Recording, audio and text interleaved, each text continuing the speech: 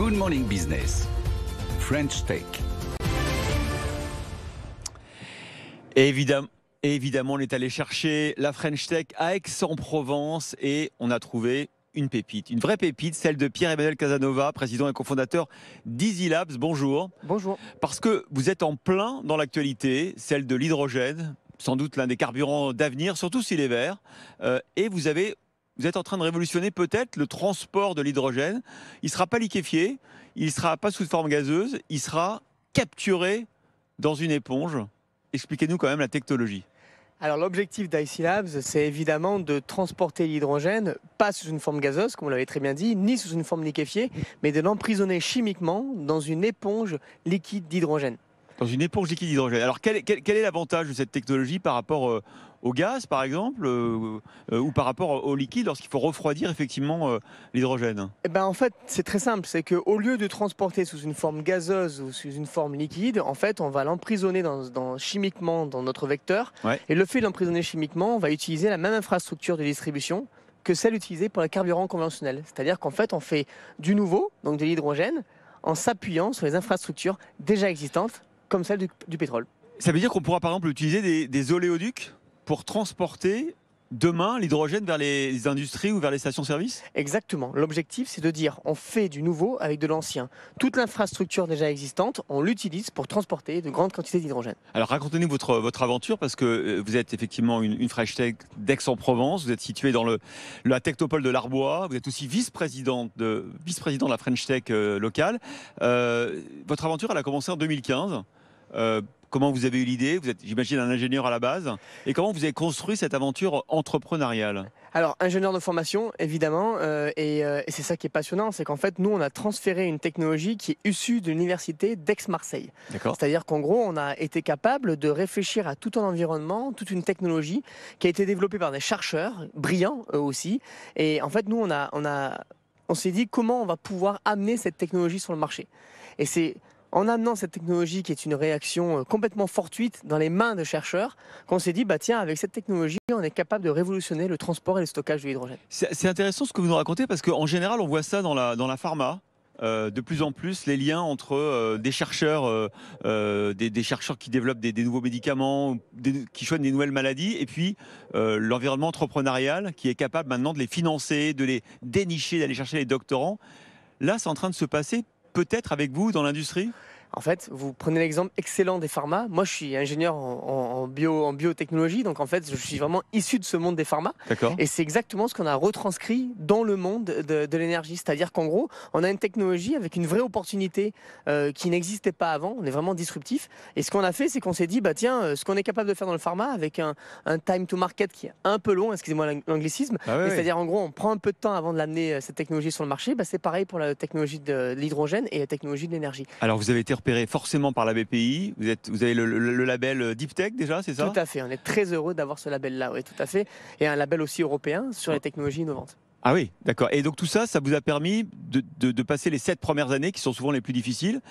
Là, on est au time to market, comme vous dites. Ça veut dire que là, vous allez commencer à faire, je ne sais pas comment on dit dans ces cas-là, un prototype, des démonstrations, des démonstrateurs. Bien sûr. On est très heureux d'avoir fait notre premier démonstrateur industriel l'année dernière. Donc Ouais. aujourd'hui, pas du tout l'année dernière, le mois dernier. Le mois dernier. Donc en juin 2022, on a inauguré notre premier démonstrateur industriel qui est une première mondiale. C'est-à-dire on est les premiers à pouvoir stocker, emprisonner notre hydrogène dans un vecteur complètement liquide. Ça veut dire que pour l'instant, entre l'hydrogène liquide et l'hydrogène gazeux, il n'y avait pas d'autre manière de le transporter et vous l'avez inventé. Exactement, on l'a complètement inventé, c'est complètement disruptif, comme on dirait dans le monde de l'hydrogène. Avant, on le transportait sous une forme gazeuse, aujourd'hui, on le transporte sous une forme emprisonnée liquide, ce qui est capable aujourd'hui de transporter jusqu'à 7 fois la capacité en fait, de l'hydrogène sur un même volume. C'est-à-dire qu'en gros, avant, on le transportait sous une forme gazeuse et nous, grâce à notre citerne, en gros, citerne liquide, on capte 7 fois plus d'hydrogène pour le même volume.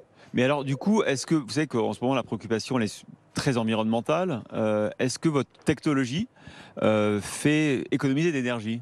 Oui, alors on économise de l'énergie, hein. On économise même, on a un impact environnemental qui est réduit de moitié grâce à notre solution, puisqu'on transporte beaucoup plus de volume et beaucoup plus d'hydrogène pour le même volume, comme je disais tout à l'heure. Mais on est aussi capable de réduire drastiquement le coût du transport de l'hydrogène, ce qui nous permettra en fait finalement d'avoir un véritable impact dans la transition énergétique. J'imagine quand on développe comme ça une technologie de rupture, vous êtes combien aujourd'hui dans l'entreprise? On a une vingtaine de personnes. Il va falloir trouver des partenaires, j'imagine, industriels. Pour l'instant, vous recherchez quoi? Vous recherchez plutôt des industriels qui vont avoir besoin de remplacer leur gaz, par exemple, par de l'hydrogène dans le futur, et donc d'avoir un bilan carbone beaucoup plus positif, ou c'est des fabricants, des groupes chimiques. C'est qui vers qui vous allez vous tourner?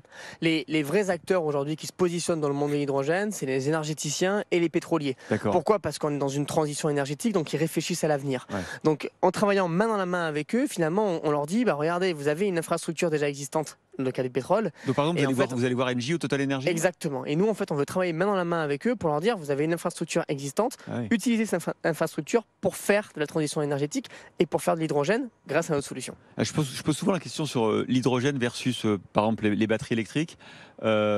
Pour vous, qui êtes un des acteurs de l'industrie de l'hydrogène, les vrais débouchés, ça va être l'industrie ou peut-être demain quand même les voitures? Vous croyez, vous, par exemple, au pari d'opium sur la voiture à hydrogène? Alors, moi, je suis pour, évidemment, toutes les volontés d'entreprendre dans le monde de l'hydrogène. Aujourd'hui, il faut bien garder en tête que l'hydrogène, il est capable de faire un plein en moins de 3 minutes, comme aujourd'hui, on ferait le plein avec le pétrole. Ben oui, c'est ça. Donc, c'est un peu la grosse différence. Hein. Exactement.